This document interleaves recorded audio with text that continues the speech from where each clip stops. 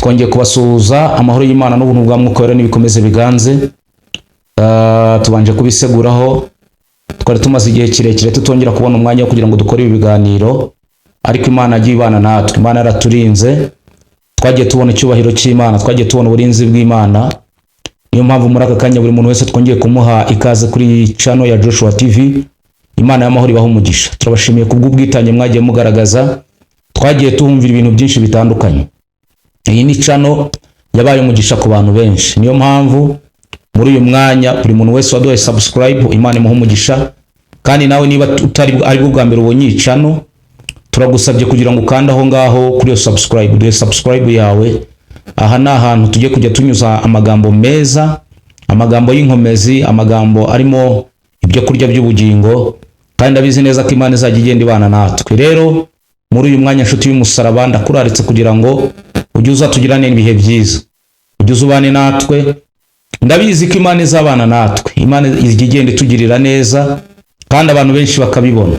Hari abantu benshi twagiye twakira batubwira ibyo bagiye bunguka, hari ibintu bagiye babona. Ukabona umuntu araguhamagaye akakubwira ati burya bya bindi mbere yuko nkurikirana iyi channel hari ibyo nagiye mbona, hari ibyo nagendaga mbona, ariko nyuma yuko tubwira bimwe muri ibi bintu twagiye twunguka ibintu byinshi, twagiye twunguka amagambo meza y'imbaraga. Rero Imana ikomeze ibagirire neza, amagambo y'Imana akomeza agira ububasha muri mwe, ndetse kizatubera cyiza, kizadushimisha no kugenda tubona umuryango ugenda waguka. Abantu rero mwese muri hano, Imana ibagirire neza kandi ubwiza bw'Imana bukomeze buganze mu izina rya Yesu Kristo. Hanyuma y'ibyo rero muri aka kanya ndagira ngo tuganire ku buryo bw'inzozi umuntu agira. Hari inzozi zitandukanye umuntu agira, ariko hari n'uburyo bw'amayerekwa. Abantu benshi ntabwo bashobora gutandukanya inzozi n'amayerekwa. Ndagira ngo nkubwire ngo hari ikintu kiba kitari inzozi ahubwo ari iyerekwa. Hari amagambo umuntu yakira ariko akaba atari inzozi, ahubwo akaba ari amayerekwa. Ikintu kigoye abantu benshi rero ntabwo bashoboye gutandukanya inzozi n'amayerekwa. Icyo kintu usanga ari ikibazo, ugasanga umuntu ntabwo azi gutandukanya inzozi n'amayerekwa. Nyamara uzabaze, hari umuntu uzabwira uti narose ibi, mubwira uti nabonye ibi, nabonye bigenda gutya, nabonye bikorwa gutya, akubwire ngo umva nshuti yanjye, izi ntabwo ari inzozi ahubwo ni amayerekwa. Uzumva kenshi uwo muntu ari kukugira inama, ari kukubwira ngo shaka uburyo ubisengera, shaka uburyo wasenga kugira ngo Imana ikomeze ikorane nawe. Rero muri uyu mwanya ndagira ngo nkubwire ngo tandukanya uburyo bw'inzozi n'uburyo bw'amayerekwa. Tandukanya uburyo bw'inzozi n'uburyo bw'amayerekwa. Hari amayerekwa umuntu agira, ndabyemera. Hari ibintu umuntu ahura nabyo akabibona, ariko hari n'ubundi buryo bw'inzozi, hari n'ubundi buryo bwo kurota umuntu kubera umunaniro akarota ibintu ntamenye n'icyo bisobanura. Ariko hari n'ubundi buryo noneho umuntu abona akabona ibintu, umuntu akabona ibintu kandi ibyo abonye ako kanya akabona birabaye. Rero ibyo bitandukanye n'inzozi, ahubwo yo ni amayerekwa. Rero muri uyu mwanya ndagira ngo nkubwire ikintu kizakumenyesha inzozi cyangwa iyerekwa. Ni igihe uzarota ibintu, ukarota ibintu byo wiriwemo ariko ukabona bije biri ari nijoro birongeye birakugarutse. Icyo gihe uzamenye ko izari inzozi zisanzwe cyangwa se ko ari inzozi zigendanye n'ibyo wabonye. Ariko nujya ubona ukabona ikintu kiraje utagitekerejeho, utakizi, ukabona umuntu, ugahura n'umuntu, ukabona inzozi umuntu yakoze impanuka, wajya kubona ukabona mu gitondo uhuye nabyo. Ibyo bintu ntukabisuzugure, ibyo bintu ntukabisuzugure, ibyo bintu ntukabimenyere, ibyo bintu ntukabifate nk'ibisanzwe. Izo ni inzozi nyine, ayo ni amayerekwa, ayo ni amayerekwa. Uzihutire kubwira wa muntu bya bindi wamubwiye, uzihutire kumubwira uti muvandimwe, nabonye inzozi zawe, nabonye amayerekwa yawe, nabonye ukora impanuka. Rero niba ari byiza, shakisha uburyo wasenga kugira ngo Imana ikureho ibyo bintu. Nubimubwira ntabyumve n'akazi ke, ariko nubimubwira akabyumva bizaba ari umugisha. Hari abantu benshi bafashe impano zabo bakaziryamisha batazi ko ari impano. Kandi wibuke ibyanditswe bivuga ngo itaranto ryose Imana yaguhaye izari kubaza. Niba udafite gahunda yo gukoresha iyo taranto Imana yaguhaye, ntumbaze ngo ni iki kintu ushaka. Imana izakubaza iyo taranto yaguhaye n'uburyo utayikoresheje, ahubwo wowe ukanga kumvira Imana. Rero nshuti yanjye mwene data, ndakwifuriza kugira ngo ukoreshe taranto yawe. Rero abenshi usanga hari inzozi bahura nazo, ugasanga umuntu ahuye n'inzozi z'ibyo yatekereje, ugasanga ahuye n'inzozi z'ibyo yirirwamo, ugasanga ari kubyitiranya n'amayereko. Ayo ntabwo ari amayereko. Ibintu wabonye kandi wabivuzeho wanabibonyeho, izo ni inzozi zisanzwe. Hari n'abandi ubwo inzozi zibamo mu buryo bwinshi. Hari n'inzozi zituruka ku badayimoni, ari bya bindi bya karande y'imiryango, akaba n'inzozi zituruka ku badayimoni. Nta kindi kintu bizakumarira, ahubwo bizajya bihora bigushira hasi. Rero icyamba muri uyu mwanya ugasobanukirwa, ukamenya imikorere y'inzozi nziza n'amayerekwa. Amayerekwa ukavuga ngo aya ni amayerekwa, izi ni inzozi z'umuruho, bizagufasha gusobanukirwa, bizagufasha kumenya, bizagufasha kuzirikana. Ndi muri uyu mwanya ndakwifuriza kugira inzozi nzima, ndakwifuriza kugira amayerekwa mazima, ndakwifuriza kuva ku rwego rumwe ukisanga ku rundi, ndakwifuriza kubana n'Imana.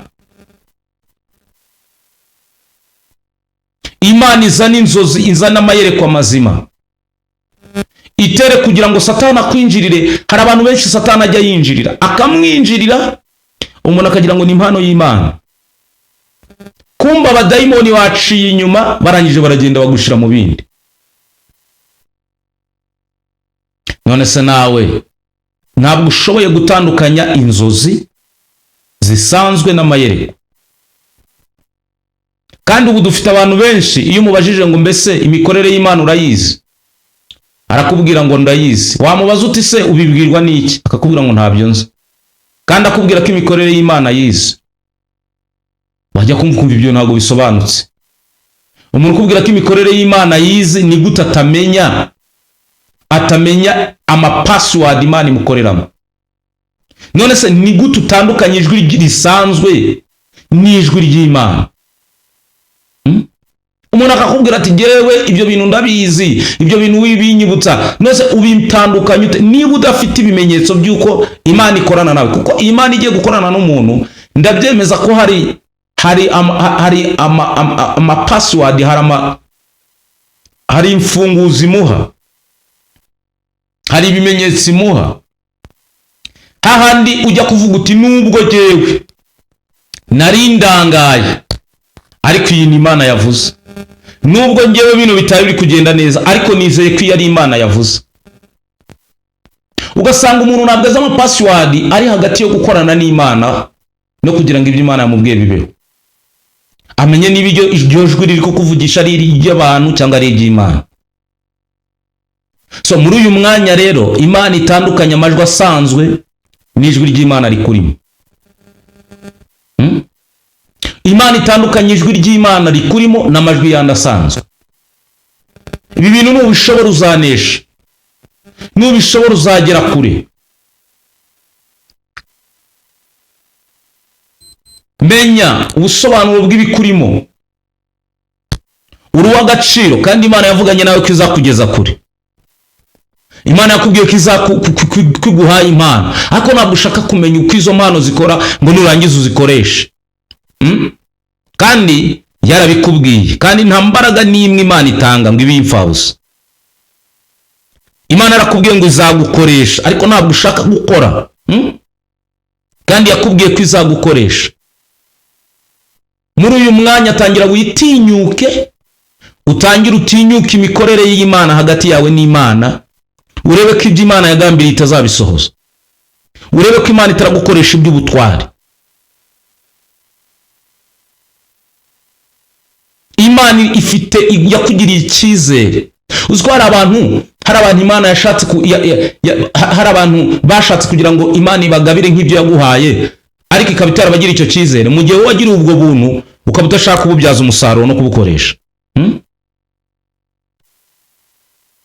Ubaza umuntu uti se, ariko akenshi hari abantu bahabwa impano batazisabye, ariko hari n'umuntu uzibona yarazirukanseho, ugasanga umuntu yasenzaho iminsi 500, agasanga umuntu yirije ubusa, ugasanga umuntu ntako atageza kugira ngo Imana imuhe impano.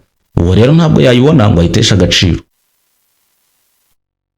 kuko ntabwo ariko abantu bose Imana ibagabira ngo ibahe impano. Ya ntabwo ariko abantu bose bagira impano.